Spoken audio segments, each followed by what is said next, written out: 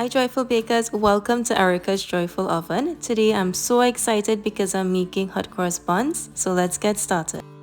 Into a large mixing bowl, I'll add 1 cup of full cream milk, half cup of granulated sugar, and 3 teaspoons of instant yeast. Mix this together just until it's combined, and I'll let this sit for about 5 minutes until the yeast has proofed.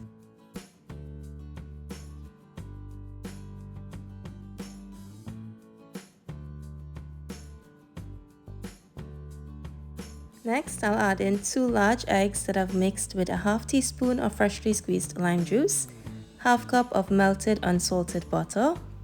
I'll also add a 1/4 teaspoon of freshly grated nutmeg, half teaspoon of ground cinnamon, and just a pinch of saffron, or you can also use yellow food coloring.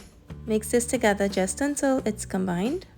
If you wanted to make this eggless, you can substitute the eggs with a half cup of heavy whipping cream. Next, I'll add in 1 cup of all-purpose flour that has been sifted. I'm going to add a total of 4 cups of flour, but I'll add the flour only 1 cup at a time because I'm kneading this by hand and I want the dough to come together just right. I'll mix in each addition of flour until it's well incorporated and there's no lumps. With the 1/3 cup of flour, I'll add in 3/4 teaspoons of salt, half cup of washed and chopped raisins, and 3 tablespoons of chopped mixed peel.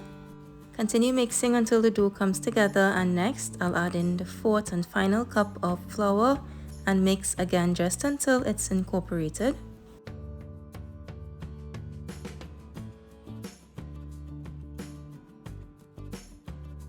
Turn the dough onto a lightly floured surface and I'll knead by hand for about 3 to 5 minutes until it's smooth and elastic.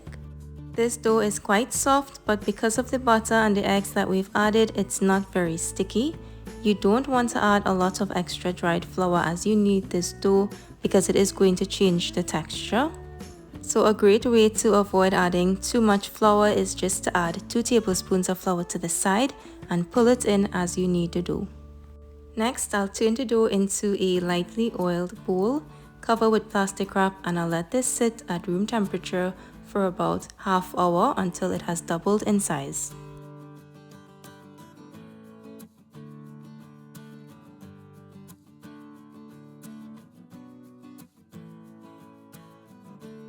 Once the dough has risen, I'll turn it onto a lightly floured surface, cut it into 12 even pieces, and sometimes I like to use a kitchen scale to make sure that each piece is equal in size. Roll each piece of dough into a smooth ball by pinching the edges of the dough together to create a seam at the bottom, or you can roll the dough in a circular motion against the countertop until it forms a seam at the bottom and a smooth surface at the top.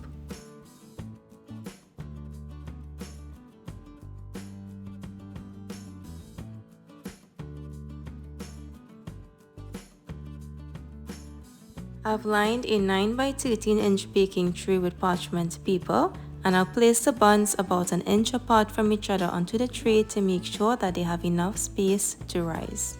Cover the pan loosely with some plastic wrap, and this is going to take about 20 minutes until it has doubled in size.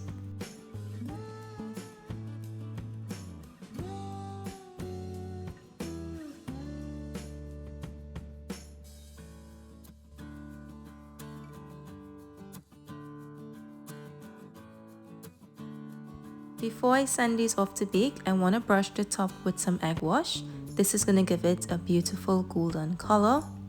To make the egg wash, I simply whisk together 1 egg and 1 tablespoon of water, and I'm being very careful as I brush this on because I want to make sure that I don't deflate the buns after they've risen.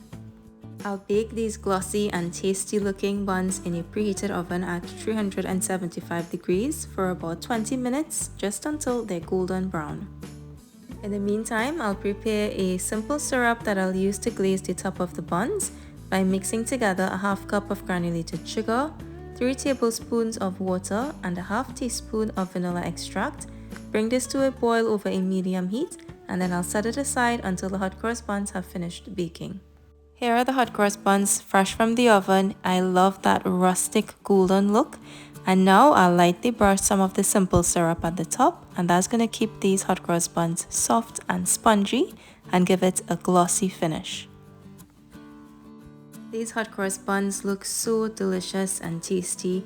You can try swapping the raisins for some currants, some glazed cherries or mixed fruit, and you can even add some blueberries or cranberries. As tempting as these are to dig in, I'll let them cool for about 10 minutes while I prepare the icing to make the crosses. Into a mixing bowl, I'll add 1 cup of icing sugar that has been sifted and 2 to 3 tablespoons of milk, or you can also use water, and I'll stir this together just until it forms a smooth icing. If you're adding any extra liquids, you want to add just a few drops at a time because your icing can go from very thick to very runny with just a couple drops of extra liquid. I'm making this icing a little bit thick and ever so slightly runny so that it's gonna set up nice and firm.